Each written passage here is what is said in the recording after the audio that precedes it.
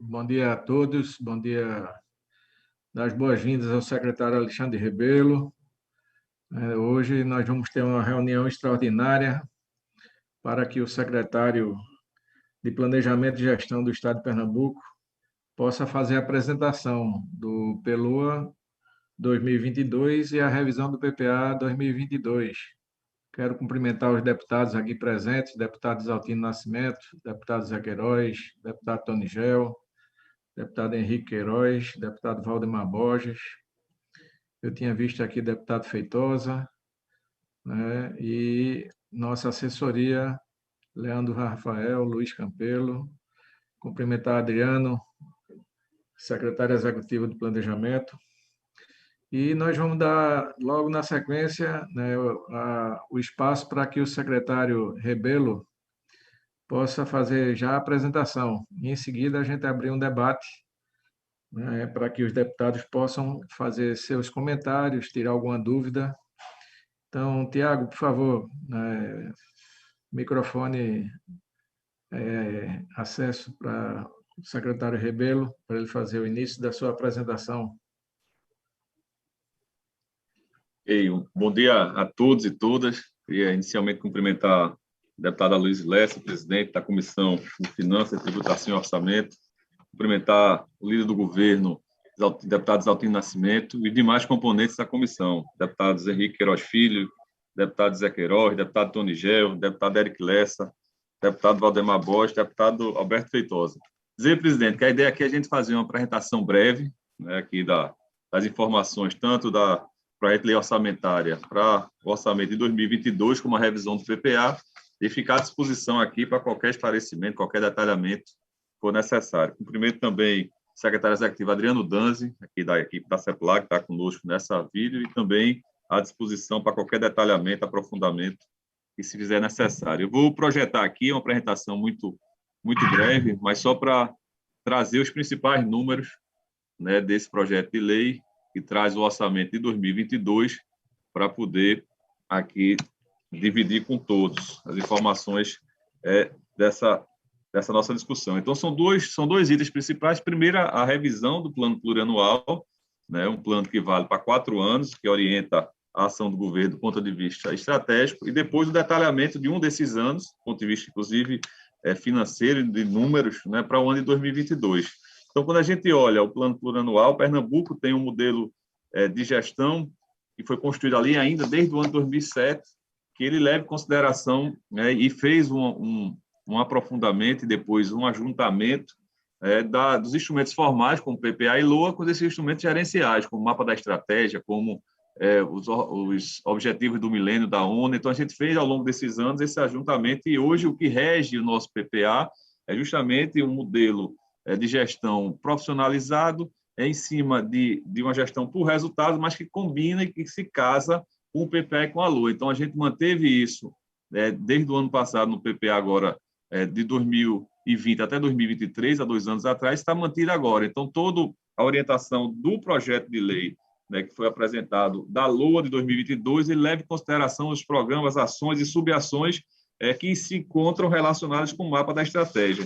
Então, isso é algo que a gente construiu ao longo dos anos, junto com a Assembleia, e tem sido mantido. Então, tem toda uma coerência por trás dessa LOA que vem dos legados das ações em andamento no Estado, mais os projetos que vêm do programa Todos para Pernambuco, que houve a população, e os mapas da estratégia anterior. Então, o que a gente hoje está vigindo para esse ano 2020 a 2023 é o mapa da estratégia que foi construído a partir dessa revisão para esses próximos 4 anos, e a partir dele que estão distribuídas todas as ações, subações e os valores que compõem o nosso orçamento. Então, isso foi mantido agora na revisão do PPA, com pequenos ajustes, né, e é o nosso guia dos 4 anos do ponto de vista gerencial.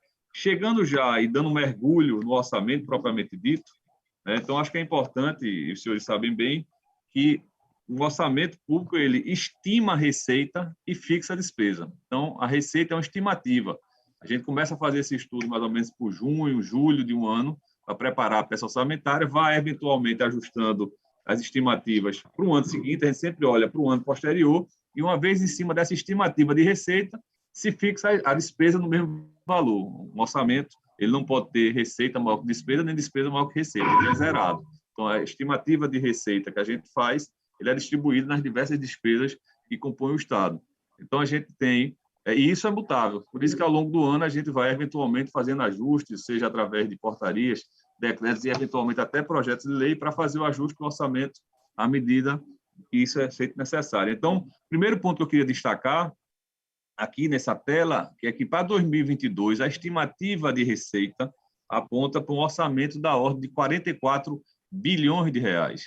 Né? E o bom desse número, do ponto de vista da execução, que o secretário Décio Padilha, da Fazenda, já teve várias vezes nessa Comissão de Finanças, Tributação e Orçamento, para apresentar os resultados quadrimestrais, é que, à medida que vai fechando o quadrimestre, a gente tem conseguido fazer uma execução melhor, inclusive, do que foi prevista. Então, a gente está sempre fazendo o realinhamento, o reajuste para maior.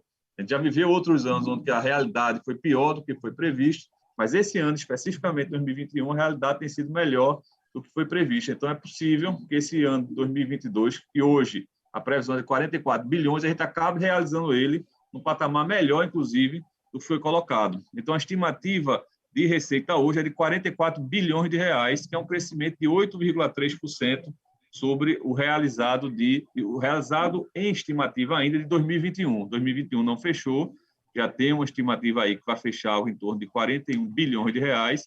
Então, a gente está apontando para o ano de 2022 mais algo em torno de 3 bilhões de reais de orçamento. Quando a gente olha nesse quadro à direita embaixo aqui, não precisa nem olhar o número, é só ver o desenho do gráfico, a gente vê os ciclos que Pernambuco viveu aqui no passado recente. As primeiras 5 barras, isso é sempre o crescimento de uma lei orçamentária em cima da lei orçamentária anterior. Então, a gente vê que nos primeiros 5 anos ali, a partir do ano 2009, são sempre ciclos positivos. O orçamento crescia 20%, 15%, 17%, que você tinha ali o país crescendo muito, a economia crescendo muito, o PIB crescendo muito, né? E isso se refletia no nosso orçamento, é natural que isso aconteça. A partir de 14, então você começa a ver uma situação completamente diferente. Crescimentos, inclusive, negativos. Você tem orçamento, que é uma coisa difícil de gerenciar, um orçamento público menor que o orçamento anterior. Por que é difícil de gerenciar? Os senhores conhecem bem a dinâmica da despesa pública. Você, diferente de uma empresa privada, que você fecha um turno de trabalho, você eventualmente demite pessoas, deixa de produzir alguma coisa, no setor público, muito do que a gente faz é serviço prestado à população, você não pode simplesmente deixar de fazer. Você não fecha um hospital, você não fecha uma escola, né? Então, você tem uma despesa incorporada ao dia a dia do Estado, eventualmente, num momento de crise econômica nacional, que traz uma receita menor, você não tem como fazer ajuste do ponto de vista da despesa tão rápido. Mas a gente viveu um segundo ciclo ali de 14, 15, 16, 17, um crescimento muito pequeno. Você vê o crescimentos negativos em alguns anos e crescimentos muito pequenos, na casa de 2%, de 5%. Em 19, 18, 19, começa a ter uma melhoria dessa situação, mas vem aí por outra circunstância, a crise da pandemia, então 20 e 21 volta a ter uma queda na taxa de crescimento desse orçamento. Então, agora, 22, a perspectiva é que a gente retome, então, que a gente esteja no reinício do ciclo de desenvolvimento importante para Pernambuco. Então, a gente já vai para um orçamento de 44 bilhões de reais, que já é 8% de crescimento, então a gente volta a ter, ainda distante do ciclo ali 2009 a 2013, mas já no viés de crescimento. E aí que a gente acha, pelo que eu coloquei, que a nossa execução tem sido melhor do que a projeção, que a gente consiga fazer um 22 até melhor que isso. Quando a gente olha esses 44 bilhões, como é que ele se divide do ponto de vista da receita? 73% desses 44 bilhões são de receitas próprias, chamadas de fontes próprias. Ou seja, orienta do ICMS, do IPVA, do FPE, que vem da União, do Fundeb, ou entre outras receitas. 22% é de receitas arrecadadas diretamente pelos órgãos, principalmente o Funafim, ou seja, que é uma receita vinda daí da Previdência, né, do SUS, ou do próprio Corpo de Bombeiros, então vem aí algo em torno de 22%, e o demais, receitas de convênio e eventualmente operações de crédito. Então, aí o grosso, né, quase 75% das receitas do Estado são de fontes próprias. Quando a gente olha a despesa, ou seja, a despesa vai existir no mesmo montante de 44 bilhões, 51% dela alocada para despesas de pessoal. Sempre a maior conta do Estado, como o Estado é um grande prestador de serviço, Esse serviço é feito através do grupo de funcionários públicos, seja na educação, na saúde, na segurança e outras áreas. Então, natural que a maior parte dessa despesa esteja em pessoal, 51%, com 22 bilhões de reais. Depois, o segundo bloco, a gente tem aqui mais o serviço da dívida, com mais 4%, né, do serviço da dívida. É um valor, do ponto de vista percentual, parece pequeno, mas ele é relevante, do ponto de vista absoluto, quase 2 bilhões de reais Pernambuco vai pagar do serviço da dívida. Então, são valores que foram de empréstimos contraídos no passado, que a gente vem honrando e pagando, e é natural que aconteça isso. 25% de outras despesas correntes, que é o custeio da máquina, meio de programas finalistas do governo. 14%, que é a transferência obrigatória para os municípios, que a gente repassa, do mesmo jeito que ele recebe da União, o FPE repassa para os municípios, o FPM, né? E, por último, o investimento na casa de 5%, e a gente vai mais na frente detalhar um pouco mais esse investimento. Quando a gente abre a despesa, e aí eu vou passar aqui os grandes grupos de despesa de forma muito rápida, é uma apresentação sucinta, mas é importante, eu acho que a gente dá esse panorama geral. Aqueles 44 bilhões, eu mostrei ali a sua distribuição do ponto de vista de pedaço, do ponto de vista percentual. Então, o primeiro bloco é pessoal. A gente viu que metade do orçamento está alocado em pessoal, com 22 bilhões. E o que é isso? Isso é um crescimento em relação à estimativa de 21. Então, é um crescimento de quase 5%, 4,2%, a estimativa de crescer o orçamento para pagamento de despesa de pessoal. Isso é quase R$1 bilhão a mais alocados em despesa de pessoal para o ano de 2022. Como eu disse, é uma estimativa de receita, né? E aí a despesa está fixada nisso. Se essa receita for melhor, se ela se mostrar melhor, você eventualmente vai ter uma condição financeira diferenciada. Mas 4,2 é algo que foi, a partir das estimativas que se fizeram aqui, algo suficiente para cobrir o aumento, a expansão da despesa de pessoal, a princípio, para o ano de 2022. No bloco de despesa da dívida, já é um valor maior, 14,3. Esse é algo que a gente não tem muito como ter governança interna. Você tem um valor acertado com diversos bancos, sejam nacionais ou internacionais, né, algo que tem uma carência que já venceu, e uma taxa que ela varia e vige por 20 ou 30 anos, a depender do contrato que a gente assinou. O governo de Pernambuco assinou lá atrás. Por que ele está estimado em crescer 14%? Porque tem uma expectativa de crescimento de dólar, mais ou menos metade da dívida de Pernambuco ela é contraída em moeda estrangeira, bancos como o Banco Mundial, o Banco Interamericano de Desenvolvimento. Então, ela também a mudança do dólar tem impacto nessa nossa dívida, e mesmo a taxa de juros. A taxa de juros do Brasil tem sido crescente e ela também impacta fortemente nessa dívida. A gente pagou 1 bilhão e 300 milhões em 2020, a expectativa é que a gente pague ao final desse ano 1 bilhão e 700, e ano que vem mais 1 bilhão e 900. Né? E o importante é registrar também que a trajetória dessa dívida é declinante. O estoque de dívida de Pernambuco é um tema que o secretário Décio sempre apresenta nas reuniões quadrimestrais, ele é declinante. Mostra que a gente tem um equilíbrio muito, muito tranquilo em relação a esse ponto, inclusive com espaço fiscal para tomar novos empréstimos que eu vou poder abordar mais na frente. Então, 14% de crescimento do serviço da dívida. Na outras despesas correntes, que vamos dizer, grosseiramente se chama de custeio do Estado, 4% de crescimento também nessa despesa. Essa despesa não é só do custeio propriamente dita, mas tem alguns programas sociais que eles entram aí. Então, por exemplo, 13º do Bolsa Família, né, em que pese é uma despesa do grupo 3, que é esse grupo aí de outras despesas correntes, apesar de não ser um custeio normal da máquina. Então, também pela estimativa que foi feita, são quase R$500 milhões que vai ser alocados, estão alocados já no orçamento para o ano 2022 para outras despesas correntes. Transferência aos municípios, 7,5%, é algo também que a gente não tem muita governança, é um pedaço do ICMS e o pedaço do IPVA que a gente repassa para os outros municípios. Então, é o que der de ICMS, a gente vai repassar a fatia específica para os municípios. E, por fim, e eu vou detalhar um pouco melhor esse dado, que eu acho um dado interessante para a discussão, é o grupo de investimentos. O orçamento já sai com 60% de crescimento, indo para 2,6 bilhões de reais de dotação orçamentária para investimento. O deputado Aloysio Lessa, aí, presidente da comissão, falou na ordem do dia da reunião ordinária de um projeto de lei, inclusive, que está aí já tramitando na comissão, que é justamente o pedido de autorização para Pernambuco pegar um empréstimo, que hoje a Assembleia autorizou Pernambuco pegar um empréstimo de R$1 bilhão, que é o que está vigente, é o que a gente tem negociado com com a União, só que na melhoria do espaço fiscal de Pernambuco foi colocado em 2,4 bilhões de reais.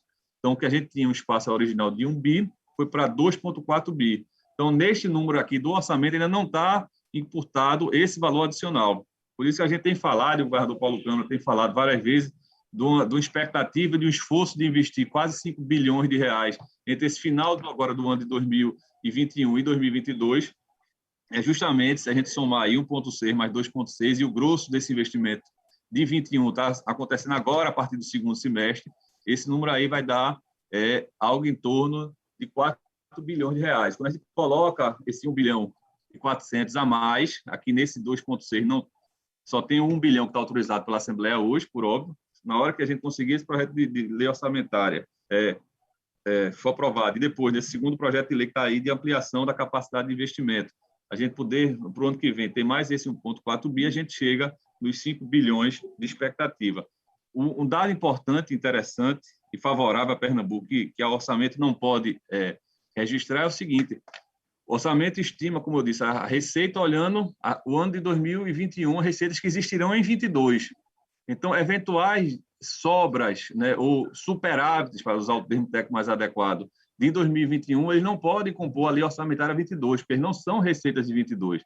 Então, ao final do ano, quando a gente fechar o balanço do Estado e ver quanto a gente teve de receita em 2021, quando a gente teve despesa em 2021, quando a receita está apontando para ter um superávit, ou seja, tem mais receita que despesa, esse valor vai entrar em 2022 como crédito adicional. Então, a gente vai ter que fazer novas movimentações orçamentárias, ampliando a base de receita para 2022. Então, provavelmente, e boa parte desse valor alocado em investimentos. A gente tem acompanhado o governador Paulo Câmara em várias agendas do plano de retomada, tem um conjunto grande, né, de investimentos que estão sendo anunciados, o importante, somente pela função de gerar emprego e renda, e, além disso, retomar e recuperar a infraestrutura, principalmente a infraestrutura rodoviária e de água do nosso Estado.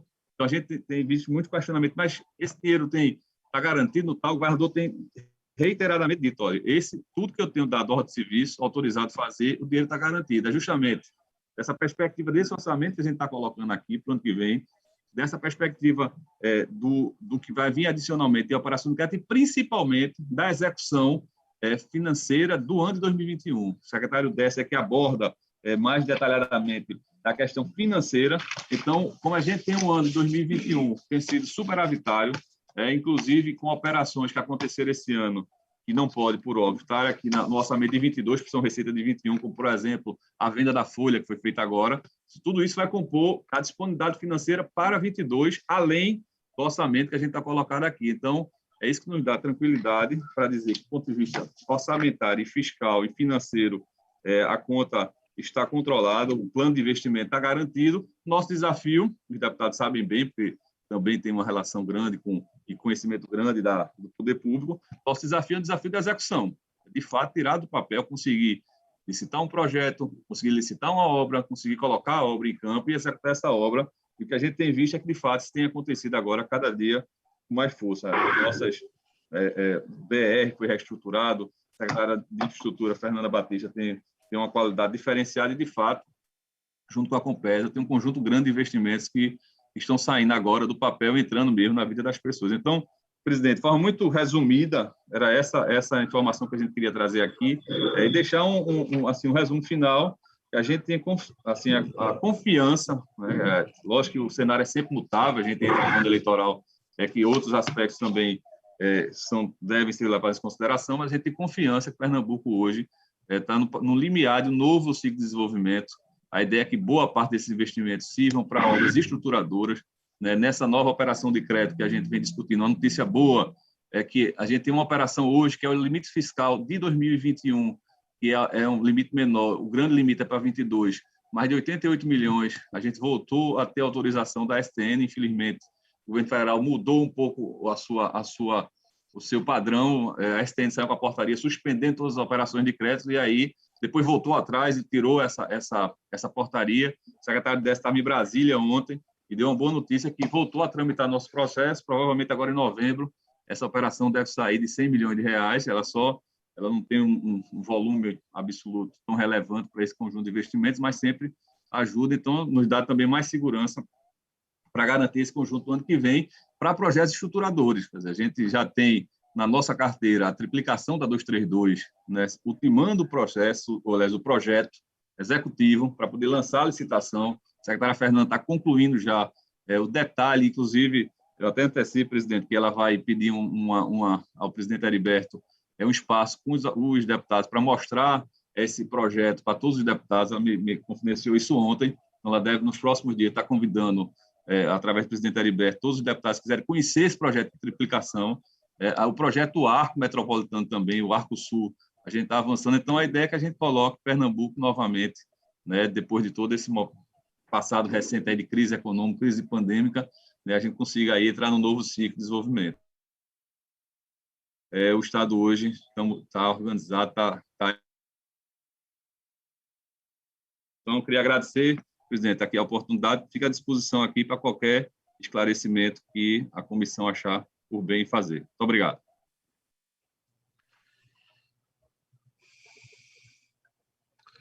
Muito bem, muito bem. Né? Primeiro, parabenizar a apresentação enxuta, né? Objetiva, como tem que ser, e dar início aqui ao nosso debate. Já tem o primeiro orador inscrito, né? Peço aos senhores que queiram fazer alguma pergunta ou observação, que se inscreva aqui no nosso chat. Então, primeiro está escrito o deputado Zé Queiroz. Concedo a palavra ao deputado Zé Queiroz. Vou apenas pedir que a cada 3 intervenções o secretário possa, né, fazer os seus comentários e a gente levar a nossa reunião com essas combinações aqui de tempo, de, né, objetividade, para que o secretário possa anotar e poder responder. Deputado Queiroz, com a palavra. Bom dia, senhor presidente Aloysio Lessa, senhor secretário Alexandre Ribeiro. É uma satisfação, mais uma vez, recebê-lo e, aliás, ter a oportunidade de nos agraciar com uma exposição tão objetiva e otimista diante de um quadro de crises que nós enfrentamos. Secretário, eu tenho dito em algumas oportunidades, eu vou ser breve, não tenho pergunta a fazer, não, eu tenho somente registro, que o governador Paulo Câmara haverá de ser reconhecido como o grande governador do Pernambuco, mas adiante um pouquinho. Incompreensões agora aproveitam a pandemia, fazem denúncias contra o governador, mas é um exemplo no Brasil. A primeira gestão, todos sabem como foi, atropelada pela situação econômica do país, etc. Vem a segunda gestão do governador, pega a pandemia e hoje Vossa Excelência nos brinda com esses números, né, que nós consideramos a demonstração da estabilidade estabelecida pela equipe de trabalho do governador. Eu divido o governador como grande liderança e todos os seus secretários que, de forma eficiente, como Vossa Excelência, está presenteando Pernambuco com essa oportunidade. Há de se perguntar já, agora, qual o estado do Brasil que pode comemorar esses números? Quando o governador anunciou e foi para o sertão com a retomada do desenvolvimento, eu vi críticas e me pedindo que eu explicasse como um governo de Pernambuco disse que vai gastar 5 bilhões. Está aí a explicação tão fácil que Vossa Excelência deu. Eu já havia dado, né, que o governador, quando anuncia, é porque pode anunciar, porque até então tem sido a característica do governo, a responsabilidade dessa estabilidade revelada nas ações que ele distribui para o Estado. Quando é possível investir, investe. Quando não, cuida do varejo, cuida do pagamento do pessoal rigorosamente em dia, das contas correntes e, na hora do investimento, ele chega. Eu digo a Vossa Excelência que faço parte da base do governo e me sinto feliz em receber uma expulsão como a que Vossa Excelência faz agora e já manifestei, vou repetir, nós vamos chegar ao momento do reconhecimento ao trabalho que o governador Paulo Câmara está fazendo em Pernambuco. E também parabenizar Vossa Excelência pelos acertos de gestão de sua pasta, que soma a outras pastas que têm saído muito bem e presentei o Pernambuco numa hora de crise pós-pandemia, com números tão alvissareiros. Era só, secretário. Bom, próximo deputado inscrito, deputado Henrique Queiroz Filho, concedo o microfone, Vossa Excelência.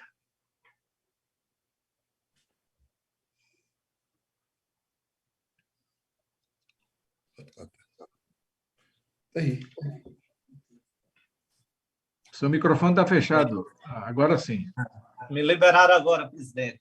Muito bom dia. Cumprimentar o presidente, deputado Aloysio Lessa, o nosso secretário de Planejamento, Alexandre Rebelo, toda a sua equipe, deputados presentes nessa reunião da comissão, a todos e todas que nos acompanham através das redes sociais. Quero, de início, parabenizar o secretário pela apresentação muito compacta, mas bem completa, da real situação do nosso Estado, que se planeja ser feito os investimentos para Pernambuco para o ano 2022. Com o lançamento e apresentação desse plano de retomada, que é um plano ousado que o governo do Estado lançou e que vem mostrando que está dando certo, os investimentos públicos que estão sendo anunciados em todas as regiões do Estado, pelo governador Paulo Câmara, por toda a sua equipe, que nesta quinta-feira estará nos municípios de Vitória de Santo Antão e Pombos, também anunciando grandes investimentos, e salientar aqui a organização que nós estamos podendo presenciar e acompanhar das contas do Estado. Isso a gente ressalta o trabalho da Secretaria de Planejamento, o secretário Alexandre Rebelo, também falar do competente secretário da Fazenda, Décio Padilha, que hoje nos proporcionam e propiciam acompanhar um grande investimento que está sendo feito em nosso Estado, buscando também dar condições à população de crescer, de gerar renda, de gerar oportunidades para toda a população pernambucana. Também falar da atração do investimento privado. Estivemos lá em Ribeirão, na última semana, acompanhando um grande investimento, junto com o deputado Aloysio Lessa, que foi um dos grandes responsáveis para que a região da Mata Sul pudesse estar anunciando um empreendimento de uma metalúrgica que vai gerar milhares de empregos diretos e indiretos. E solicitar, secretário, que a gente possa também voltar nossas atenções, principalmente ali a região da Mata Sul, que tem um grande potencial agrícola, que necessita de um estudo para que a gente possa viabilizar as unidades industriais da cana-de-açúcar, as nossas usinas. Nós temos duas cooperativas, duas usinas funcionando por meio de cooperativa que condicionam o plantio, o fomento da atividade agrícola da cana-de-açúcar. Isso nós temos que colocar como prioridade para evitar com que a área seja transformada em área de pecuária, e isso a gente tira a oportunidade também de milhares de empregos, de postos de renda para a população de diversas cidades daquela região. Por fim, secretário, a gente pode acompanhar que os números, inclusive da arrecadação da nossa receita, ela vem melhorando, até superando as projeções. Há algo que explique essa melhora da arrecadação, o que está sendo esperado está batendo as metas e os números estão melhores do que se previa. Era essa pergunta que eu tinha a fazer ao secretário: qual o segredo que Pernambuco está alcançando para poder hoje, num momento de tanta dificuldade que a gente acompanha em outros estados do país, que não tem a mesma organização, mas o que está sendo feito e o que pode ser feito para que a gente contribua ainda mais com esse crescimento? Agradeço e parabenizo pela apresentação, secretário. Obrigado. Próximo orador, deputado Isaltino Nascimento, está inscrito. Concedo a palavra ao deputado Isaltino. Em seguida, o secretário Rebelo pode comentar sobre as 3 observações dos deputados, né, mas aqui as inscrições continuam em aberto. Deputado Isaltino.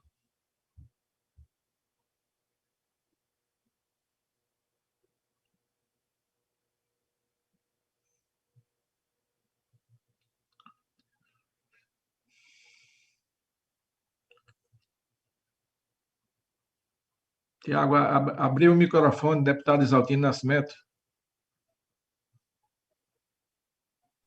Bom, bom dia, senhor presidente, deputado Luiz Lessa, saudar nosso colega, deputado Zé Queiroz, nosso companheiro Tony Gel, nosso vice-presidente da comissão, deputado Zé Queiroz, saudar também Luiz Campelo e Rafael, filho da comissão, e saudar também aqui Adriano, né, secretário executivo, e nosso secretário Alexandre Rebelo, e a todos os assistentes da Assembleia e no YouTube. Essa apresentação, secretário, e com o advento aí da pandemia, permite que não só nós, que compomos, né, a Comissão de Constituição, Legislação e Justiça, ou a Comissão de Finanças, Administração, enfim, que estamos no dia a dia que está atuando, mas também nós temos uma quantidade grande de pessoas que estão nos assistindo, né, pelas redes sociais e também pela TV Assembleia, permite que essa exposição feita pelo novo secretário possa também, né, ser divulgada para o conjunto da sociedade pernambucana, particularmente, mas também de pessoas de outros lugares que, porventura, estejam nos assistindo. E percebamos, presidente Luiz Lessa, né, Tony Gel, nosso companheiro Zé Queiroz, da diferença que nós estamos vivenciando. Né? Quando esse agrupamento político aqui decidiu serrar fileira junto com então candidato, né, no segundo turno, na eleição, que nos deixou, infelizmente, aí, enfim, numa situação trágica em 2014, Eduardo Campos, o governo estabeleceu uma série de padrões, de paradigmas que foram iniciados na apresentação do secretário Alexandre Rebelo. Esse processo da construção da escuta do Todos Pernambuco, de construir as ações a partir de ouvir a sociedade nas 12 regiões administrativas do Estado, de fazer um processo de definição das prioridades a partir da realidade estabelecida, né, por cada área, por cada região, ouvindo os segmentos sociais, tratando, construindo. Então, há esse modelo gerencial de ação que Eduardo Campos implementou nas 2 gestões, Paulo Câmara fez na gestão passada e agora repete, e é exatamente isso, é construir ações sem ter, na verdade, o condão de estar cedendo a questões que não sejam, de fato, necessárias do ponto de vista da política, especialmente da gestão. Então, nós vivemos de 2006 para cá, 2007 particularmente, um ambiente completamente, né, que pesa as disputas políticas, as divergências, as ações, mas esse ambiente, né, que é um ambiente gerencial, é um ambiente de capacidade de gestão, de administração, né, respeitando as divergências que porventura haja, e a gente sabe que há mesmo aqui no estado de Pernambuco, mas, como disse aí o deputado Queiroz, deputado Zé Queiroz, esse é um elemento que nos deixa muito tranquilo. Se pegarmos a comparação com o que a gente vivencia no Brasil hoje, na verdade, há na gestão da Presidência da República alguém que não tem a mínima capacidade de ser gestor. Nós temos aqui, né, 3 ex-gestores, né? Zé Queiroz, prefeito 4 vezes nas maiores cidades do estado de Pernambuco, na cidade do Brasil, que é Caruaru, nosso companheiro Tony Gel 2 vezes, né, prefeito da mesma cidade, deputado Queiroz, vice-prefeito de uma cidade estratégica importante, mas mais cresce em Pernambuco, que é a cidade de Vitória da Sanção. Portanto, temos aqui 3 ex-gestores que sabem disso, que gerenciar, que administrar, né, que poder governar a partir do entendimento não é fácil, né, escolher prioridades. Então, nós estamos vivenciando esse momento, né, em que o Brasil vive um momento muito delicado. Quer dizer, nós saímos de uma realidade muito difícil para uma realidade assim, absurda. Né? Nós temos hoje as pessoas disputando resto de alimento, né, disputando ossos, né, as pessoas podendo, né, estando na miséria, né? Então, voltamos ao mapa da fome. Nós estamos vivendo um momento muito delicado, muito grave da vida nacional, desemprego graçando, quer dizer, uma realidade muito difícil. E, consequentemente, uma série de situações postas aumenta o desafio do gestor, aumenta a necessidade de um alimento melhor, aumenta a necessidade de busca do hospital com qualidade, aumenta a quantidade de pessoas que perderam suas ocupações, consequentemente, vão aos hospitais com mais demanda, porque sai do plano de saúde. Pessoas que perderam seus empregos, colocam seus filhos, não só também, e a qualidade da educação em Pernambuco é, né, maravilhosa, né? Então, assim, na verdade, nós estamos pensando que o serviço público ele passa a ser demandado a partir, deputado presidente Aloysio Lessa, dessa realidade. E nós estamos vivendo um ambiente de muita dificuldade, porque à medida que o governo não consegue, federal não consegue gerenciar, a gente vive um momento de instabilidade. Ontem foi a demonstração, anuncia-se que vai se implantar um plano, né, eleitoral, que, na verdade, é para mitigar a insatisfação da sociedade em relação ao governo federal, e, ao mesmo tempo, o plano é abortado porque gera crise econômica. Quer dizer, o governo federal tenta colocar na conta dos governadores em relação à saúde. Não for o governador Paulo Câmara, os prefeitos e prefeitos pelo Brasil afora, nós estaríamos numa situação grave da pandemia, entre outras realidades. Então, o governo tenta colocar na conta do federal, quando está colocando de governadores e de prefeituras, em relação à questão do reajuste dos combustíveis, que nós estamos vendo uma realidade muito grave. Então, tentando, né, terceirizar uma responsabilidade que é sua. Né? Então, é uma situação do governador, o presidente da República virá a Pernambuco, na cidade sertânia amanhã, para fazer a inauguração de um trecho de uma obra que não tem recursos de si próprio, tá certo? E que não conseguiu liberar recursos para dar vazão. O deputado Donigel, Vossa Excelência, o deputado Zé Queiroz, que são do Agreste, sabem que o ramal do Agreste é muito estratégico, o governo simplesmente contingenciou recursos, não mandou recursos, vem inaugurar uma obra que não funciona, porque se não tiver a vazão da água para chegar nas casas, nos lares, nas empresas, não funciona. Então, na prática, é isso, tentando criar factores para sair desse momento muito delicado da vida nacional e da crise que está vivenciando. Eu fiz esse paralelo, secretário Alexandre Rebelo, e aí me emanar com o posicionamento da Praça Queiroz, da Praça Queiroz, da realidade, vivemos aqui uma perenidade, uma tranquilidade. Não que não haja disputa, é importante haver disputa nessa cidade, mas nós temos aqui um gestor capaz, competente, que é o governador Paulo Câmara, com uma equipe de pessoas brilhantes, né, sérias, probas e muito capazes, como é o caso do secretário Alexandre Rebelo, que faz um trabalho brilhante, porque muitas vezes, né, pegar um paralelo ali em relação ao futebol, já que o deputado Donigel e o deputado Zé Queiroz estão, né, mestres nessa área futebolística aí, né? Na verdade, o Alexandre Rebelo é o jogador do meio do campo, tá certo? Aquele que distribui a bola, né, para o ataque, né, ajuda na defesa, marca, enfim, né? O deputado Alexandre Rebelo é a secretária Alexandre Rebelo é aquele jogador importante, que joga taticamente, tá certo? Que não aparece para a torcida, não faz firula, mas que consegue daí desempenhar de forma brilhante o seu trabalho aí como secretário de planejamento, que é muito, muito, né, trabalhoso. Mas, assim, terminando minha intervenção, me desculpa, Vossa Excelência e demais colegas, e aí, parafraseando o deputado Zé Queiroz, que é muito tranquilo a gente poder fazer a parte da base política do governo Paulo Câmara, tendo, né, uma gestão muito capaz, né, muito forte, e um grupo que tem condição de garantir que Pernambuco, que pesa toda dificuldade, consiga desempenhar bem a gestão. Então, assim, superar as perseguições políticas. Nós fomos vítimas de perseguição política, o governo do Estado de Pernambuco, e o governo fez o dever de casa, conseguiu, né, cumprir as metas da legislação para voltar à capacidade de pagamento B, e o governo federal queria, inclusive, impedir que isso acontecesse por uma questão política. Nós vencemos no Supremo Federal, o governo federal teve que voltar atrás para liberar o direito que Pernambuco conseguiu conquistar pela sua capacidade de, né, cumprir bem as metas para poder ter recursos. Então, o segredo de 1,5 bilhão esse ano de reais, mais 3,5 bilhões no próximo ano, 5 bilhões de reais aí no total de investimento, é exatamente isso, pela capacidade de gestão. E eu sei que o povo de Pernambuco vai perceber isso, né? Porque não há discurso, não há fala, né, que seja consequente, né, para mostrar, né, daqueles que se opõem politicamente à nossa gestão, ao nosso governo, porque não há caminho para isso, porque nós estamos no caminho certo. Então, queria aqui, também não tem pergunta, secretário Ribeiro, só queria fazer esse aqui depoimento, que, como líder do governo, me sinto muito tranquilo, porque quanto menos se critica, quanto menos se fala, na verdade, significa que Alexandre Rebelo, Décio Padilha, Fernando Batista, mas principalmente o governador Paulo Câmara, merece o nosso aplauso, o nosso parabéns. Então,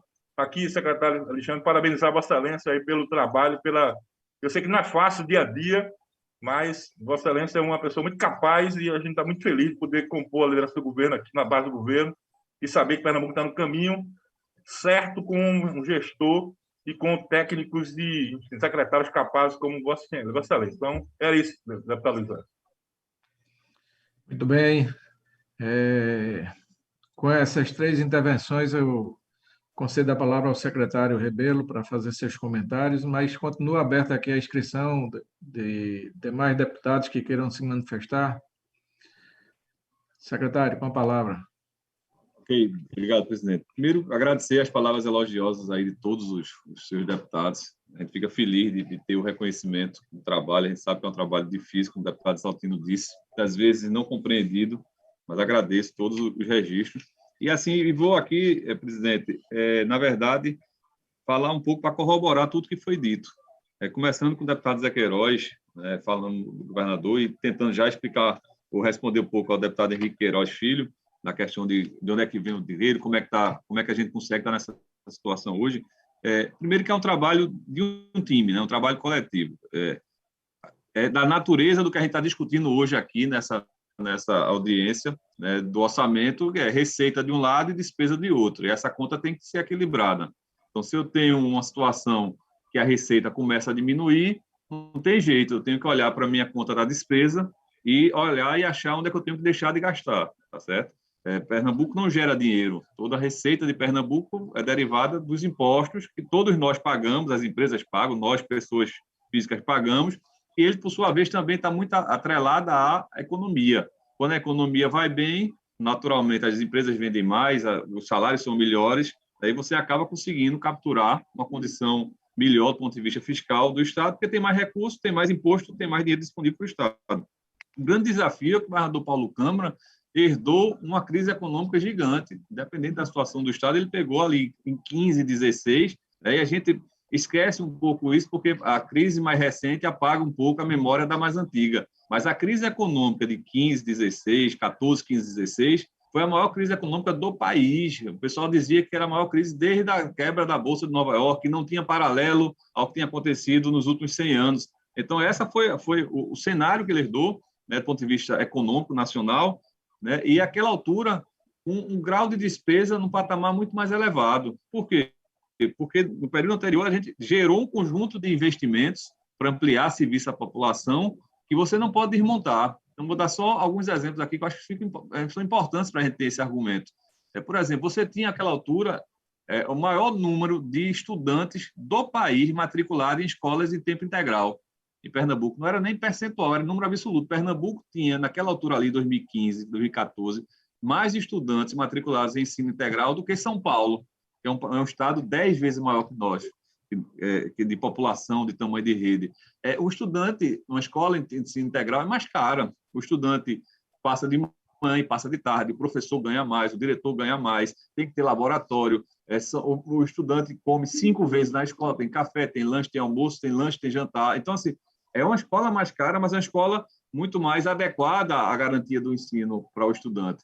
Então, você construiu isso, começou a construir isso desde 2007, já vinha ali implantando um conjunto grande de escolas ali em 2014, 2015, quando o governador Paulo Câmara assume o governo, e com a crise econômica você tem mais receita, mas não pode desmontar esse modelo. Ou você, a princípio, e aí gestão, quem é governador, prefeito, enfim, tem que fazer escolhas. Então, ele fez uma escolha de manter esse modelo e ampliar esse modelo. Não só não parou, como ampliou. Hoje, agora em 2022, ele vai para 70% de toda a rede estadual, vai ser em tempo integral. 70% significa universalização.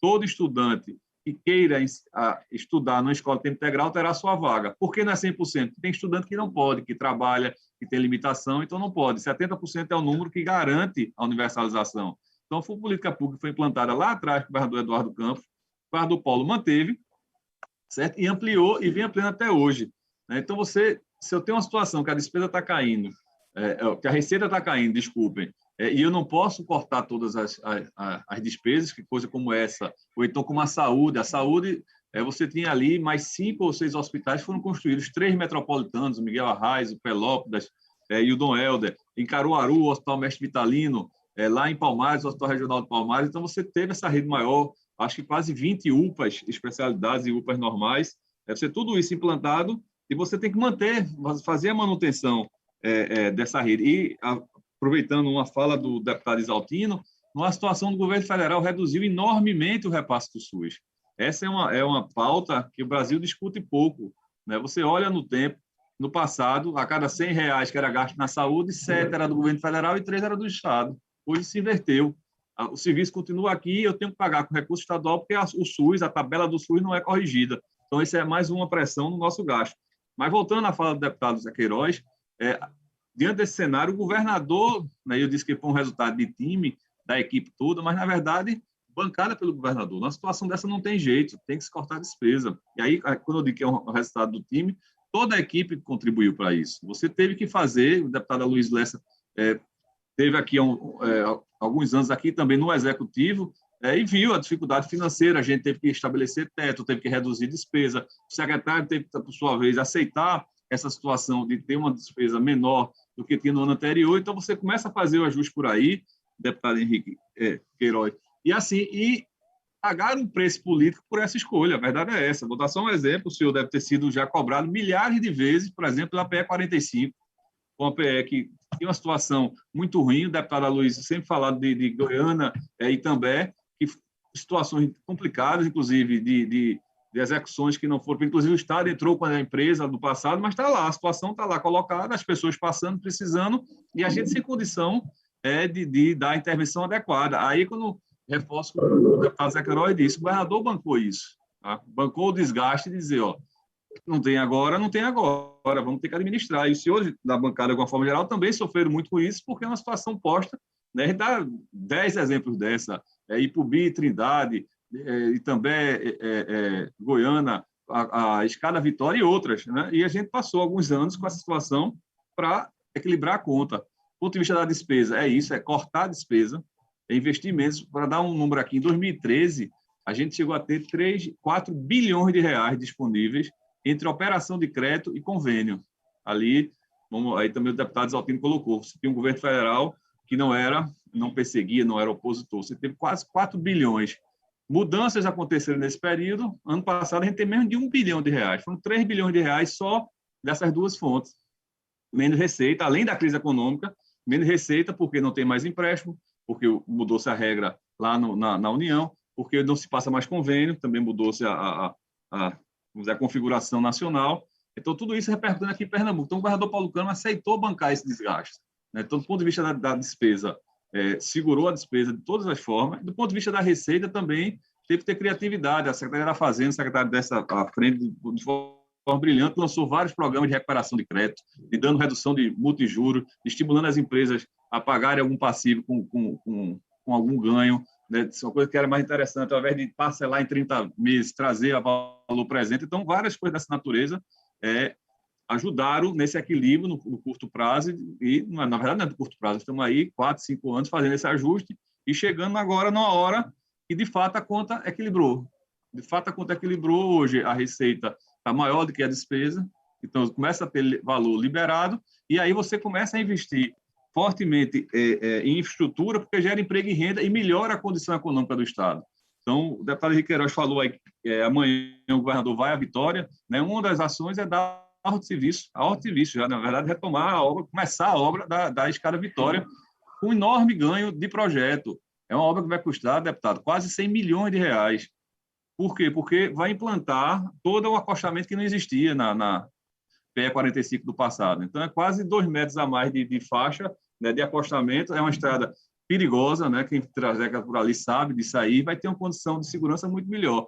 Quase 100 milhões de reais. A secretária Fernanda insistiu de mudar o projeto, lutou para isso, apresentou o Tribunal de Contas, apresentou a questão da segurança da vida das pessoas.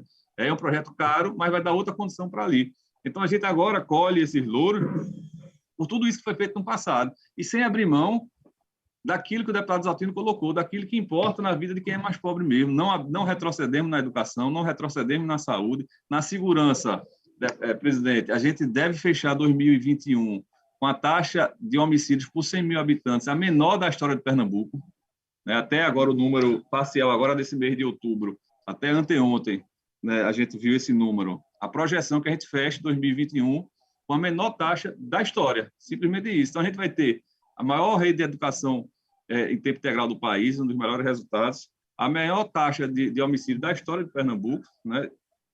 E a condição de retomar as obras, inclusive que estão paradas hoje na área de saúde. As 3 UPAs da Mata Sul que estavam paradas, Carpina, da Mata, de uma forma geral, Carpina, Escada e Palmares, estão retomando as obras agora. Então, também os seus deputados foram cobrados milhares de vezes por essas obras. Vão retomar a ideia de retomar o Hospital da Mulher de Caruaru, para concluir também. Então, são obras que a gente não pôde fazer. O governador pagou o desgaste, tá certo? E essa eu acho que a grandeza dele, que o deputado Zé Queiroz disse, além da qualidade técnica, de ter tido coragem de bancar isso, pagou o desgaste por isso, e agora, com esse equilíbrio, voltar e, de fato, entregar Pernambuco um novo ciclo de desenvolvimento. Então, a gente está muito confiante disso, deputado, e não tem segredo. Foi, de fato, algo que todos nós partilhamos aqui, o desgaste de não ter o recurso para fazer tudo, fazer as escolhas mais corretas. Para finalizar só, presidente, lembrar que, nesta confusão, o governador aceitou pagar o 13º do Bolsa Família, né, de 150 milhões de reais, né, num cenário que não tinha tanto recurso. Ele foi lá e colocou em quem mais precisa. Isso é bom, porque, primeiro, ajuda quem é mais pobre, né, e, segundo, gera renda também para a gente. Esse dinheiro, a gente sabe, do Bolsa Família, do 13º, ele vai para comida, ele vai para material de subsistência, isso gera imposto também, isso volta para o Estado, você anima a economia, principalmente no interior, de cidades menores. Então, são todos elementos que aí, depois de 2, 3 anos de trabalho, mesmo com a pandemia pelo meio, você hoje vê os frutos acontecendo. Então, assim, a gente está muito confiante, queria reforçar isso, a gente vai viver, se Deus quiser, um belíssimo fechamento de 21 e o ano 2022 de retomada mesmo, não é nem econômico, é do desenvolvimento de Pernambuco, assim, um novo patamar de desenvolvimento do nosso Estado. Muito bem, secretário. Já que não tem nenhum orador inscrito, eu me inscrevo. Então, primeiro eu queria, né, fazer aqui um relato, um pouquinho do que o secretário Rebelo descreve aí, o esforço que a equipe de governo tiveram que fazer. Redução de teto de gastos. Eu tive a oportunidade de ocupar a Secretaria de Ciência e Tecnologia e tive que cortar na própria carne investimentos que são estratégicos, né, para a ciência, tecnologia e inovação. E o esforço de todos os secretários era esse, dar um passo atrás para poder dar 2 passos para frente. E o que a gente está vendo hoje é que o passo para trás foi dado. A receita deu certo. A equipe do governo, Décio Padilha, Alexandre Rebelo, o conjunto de secretários, hoje pode, né, não estar dando apenas 2 passos para frente. Tem projetos que estão dando 10, 20 passos para frente. A área de infraestrutura, a secretária Fernanda Batista está anunciando um pacote de obras que foram decididos pelo governador. Na área de estrada, para recuperar as rodovias estaduais, para melhorar a questão do abastecimento da água, saneamento básico, a obra de infraestrutura urbana, com as secretarias de Infraestrutura e de Desenvolvimento Urbano. A pegada com o Pacto pela Vida continua sendo um compromisso do governador. A SDS tem, junto com a CEPLAG, cuidado dessa área. A educação continua sendo a menina dos olhos para melhorar a qualidade do ensino cada vez mais. Melhor educação pública do Nordeste, uma das melhores do Brasil, vai continuar sendo. Retomar a construção de escolas técnicas, de escola de tempo integral, de melhorar a relação de investimento com o aprendizado do professor, melhorar a questão de robótica, de Olimpíadas brasileiras de conhecimento para os alunos. E a gente está vendo tantos anúncios grandes chegando a Pernambuco. né? Eu tive ontem lá em Suape, numa reunião com o secretário Geraldo Júlio, com o presidente de Suape, a chegada, né, de uma usina de hidrogênio verde, um investimento de 20 bilhões de reais de um grupo francês. A chegada da Blau Farmacêutica, um investimento de 1 bilhão. A chegada do Grupo São Mateus, lá em Petrolina, um investimento de quase 2 bilhões. Então, são números expressivos, né, que Pernambuco tem, né, feito uma política de atrativo, né, empresarial para cá. O CONDIC, a cada 3 meses, se reúne aprovando novos projetos de ampliação de fábrica e a chegada de novas fábricas aqui a Pernambuco. O polo automotivo, lá em Goiânia, se expandindo, né? O grupo FCA anunciou a duplicação daquela planta lá.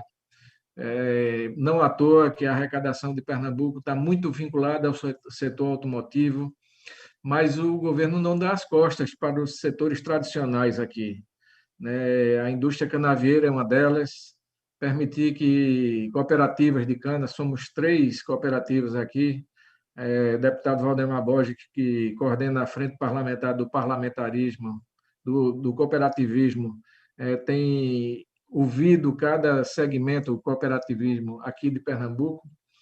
Então, há um dinamismo econômico em Pernambuco que esse é diário. Todo mundo arregaçando as mangas, o secretário Décio Padilha conseguiu ajustar as contas, o equilíbrio fiscal alcançamos, melhorar a capacidade de pagamento, que permite que o governo federal, que retalia muitos estados do Nordeste, e Pernambuco particularmente, né, teve que, né, voltar atrás, né, de querer negar nossa melhoria de capacidade de pagamento. Fizemos o dever de casa e o Supremo foi solidário a esse esforço. E isso melhora, a arrecadação melhora a folga fiscal, melhora a folga de você permitir atender reivindicações dos servidores públicos assim que for permitida pela lei, né? Até 31 de dezembro a gente está segurando essa pegada aí, mas vamos entrar em 2022, né, muito melhor do que começamos 2021. Né?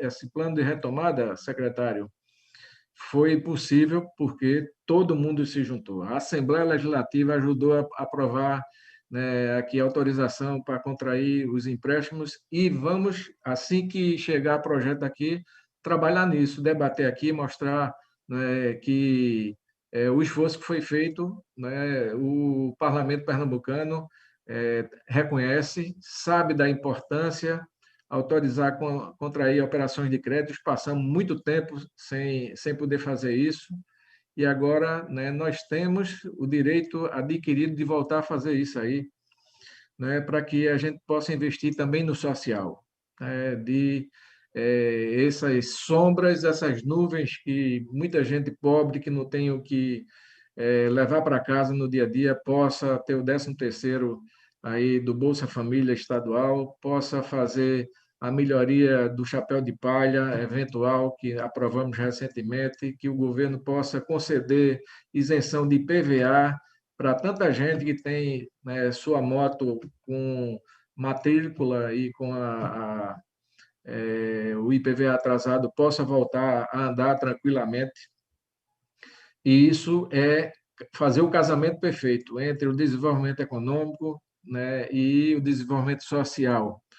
Então, acompanhar essa agenda do governador semanalmente nas 12 regiões de desenvolvimento, acompanhando ordem de serviço, assinatura, né, de convênios, de projetos, a liberação das emendas parlamentares, a liberação, né, do FEM, e certamente a gente debater no dia de hoje aqui o projeto da lei orçamentária para 2022, a revisão do PPA, né? Isso é um aperfeiçoamento, isso é um trabalho, né, diuturno que o governo de Pernambuco faz em sinergia com a Assembleia Legislativa, com outros poderes. Pernambuco dá exemplo para o Brasil quando o Executivo se une com o Poder Judiciário, com o Legislativo, com os órgãos de controle para fazer Pernambuco rodar. O Brasil não roda porque há uma tentativa do Poder Executivo, do Presidente da República e seus defensores de fazer um enfrentamento ideológico contra o Supremo, contra o Senado, contra o Tribunal de Contas, contra o Ministério Público, querendo amordaçar os poderes, né, que, graças a Deus, são protegidos pela sociedade. Aqui em Pernambuco, a gente faz esse dever de casa perfeito, deputado Zé Queiroz. Esse é um diferencial da história da República que existe aqui em Pernambuco, né? Todos os governadores, sem exceção, tiveram suas passagens e deixaram esse DNA de saber que o outro poder é um aliado, é um poder complementar, e a gente está fazendo isso de maneira tranquila, perfeita, né? Então, eu quero aqui ressaltar esse esforço, né, que foi aqui bastante relatado pelo secretário Alexandre Rebelo, como tem sido relatado pelo secretário Décio Padilha, quando vem apresentar aqui os resultados do quadrimestre. Então, eu me sinto aqui como aliado do governo, como ex-secretário, como deputado, né, de que a Assembleia Legislativa, no momento de dificuldade, em pandemia, que a gente não pode se reunir presencialmente, mas aqui pelo nosso sistema remoto, aqui pelas reuniões quase que diárias das comissões e do plenário, a gente fazer, né, esse processo, né, de aprovar tantas leis que estão virando a realidade da economia de Pernambuco. E aí essa apresentação mostra que o caminho foi bem escolhido, foi bem pavimentado e os resultados estão surgindo aí. Então, eu queria parabenizar a apresentação, mas continuar o microfone aberto aí. Estou vendo aqui o dedinho do nosso querido deputado Tony Gel, que está convalescendo ali do tratamento da Covid-19. Conceda aí a palavra, abrir o microfone aí, Tiago, para o deputado Tony Gel. Os cumprimentos, presidente Aloysio Lessa, saúde a todos. Apenas para me associar às palavras dos companheiros que me antecederam, as palavras do deputado Zé Queiroz, do líder Altino Nascimento, Henrique Queiroz, de Vossa Excelência, agora por último, em relação ao trabalho à frente da Secretaria de Planejamento, secretário Alexandre Rebelo, e de toda a equipe do governador Paulo Câmara.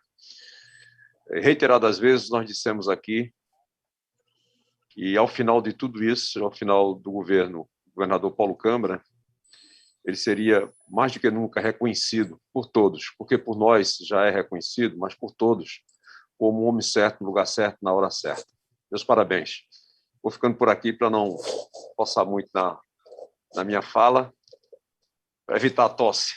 Grande abraço, parabéns, secretário Alexandre Ribeiro. Boa recuperação para o deputado Tony Gel. Deputado Valdemar solicita aqui a palavra. Concedo o microfone aí, Tiago, para o deputado Valdemar. Bom dia a todos. Bom dia, secretário. Bom dia, Adriano. Bom dia, colegas deputados, integrantes do corpo técnico da Comissão de Orçamento e Finanças. Inicialmente, pedir desculpas. Eu, pela primeira vez, estou participando dessa reunião remota a partir do gabinete da Assembleia. Eu sempre faço isso ou em casa mesmo, ou em um escritório que eu tenho, exatamente porque temia que acontecesse o que terminou ocorrendo hoje. Você recebe algumas visitas que não tem como deixar de receber e fica meio dividido aí entre a reunião e ter que receber as pessoas. Isso aconteceu aqui em algum momento nessa reunião, por isso eu não pude estar tão atento, embora nunca tenha me desligado, mas estar tão atento durante todo o tempo da reunião. Quero já, de antemão, inclusive, posso estar aqui chovendo no molhado ou pedindo que já foi deliberado, mas pedir ao secretário e ao presidente Aloysio para que disponibilize a apresentação que o secretário fez. Eu quero ter acesso a ela para poder exatamente dar a atenção que eu não pude dar ao longo da reunião. No mais, deputado Aloysio, fazer minhas as palavras de Vossa Excelência, deputado Tony Gel, enfim, de todos que falaram, destacando o magnífico esforço, né, de planejamento, de controle de finanças que foi feito em Pernambuco, que nos permite hoje fazer uma retrospectiva e constatar que o Estado de Pernambuco vem conseguindo enfrentar todas essas etapas da economia nacional, né, daqueles momentos em que a crise se instalou, aos momentos em que se tornou mais grave, sem perder o seu rumo, sem perder o controle das suas finanças, muito pelo contrário, conseguindo criar um ambiente que hoje nos permite apresentar um quadro como esse que foi apresentado pelo secretário Rebelo, de crescimento, né? Todos os serviços públicos preservados, ampliados, como foi dito aqui com muita propriedade pelos deputados que me antecederam, preservados, ampliados, a economia oxigenada e as finanças do Estado apresentando esse crescimento. Isso não é pouco. Quem acompanha a situação dos estados do país, de uma maneira geral, sabe que Pernambuco é diferenciado, está tendo uma performance diferenciada em relação, eu diria, quase a todos os demais estados do país. Então, isso só nos renova a certeza de que o caminho está certo e também nos torna, né, nos faz orgulhosos, né, de pertencermos a um projeto político com gente tão competente, tão comprometida, tão capaz de fazer com que nosso Estado passe pelo que tem passado da forma positiva, como tem conseguido enfrentar os problemas. Então, parabenizar a todos e reforçar aí o pedido para que, por favor, Aloysio, me mande a apresentação do secretário para eu poder dar uma mergulhada aqui nela melhor. É isso. Bom dia. Já solicito aí tanto ao secretário quanto à nossa equipe de Leandro, Rafael e Campelo para disponibilizar a apresentação para não só os membros da Comissão de Finanças, mas os deputados que, como o deputado Valdemar Borges, que é um convidado especial aqui nessa reunião, né, possa ter disponível essa apresentação.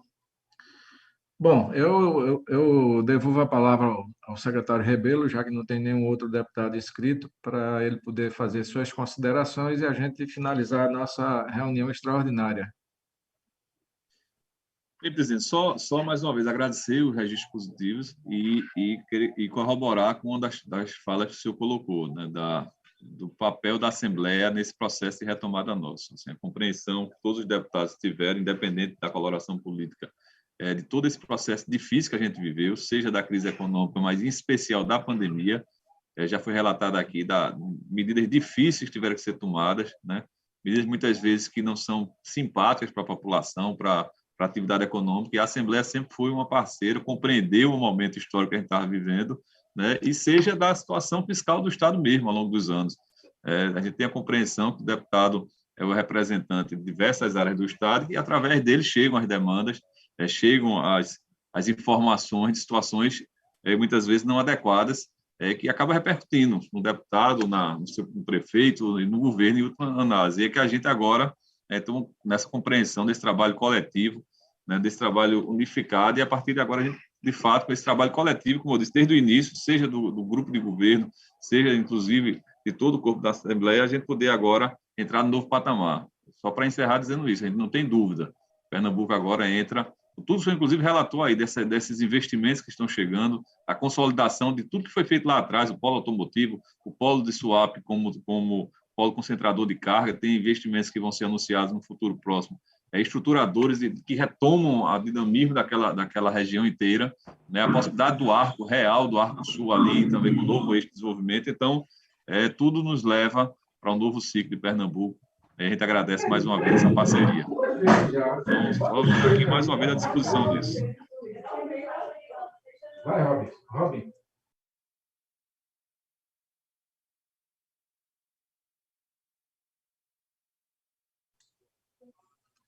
Bom,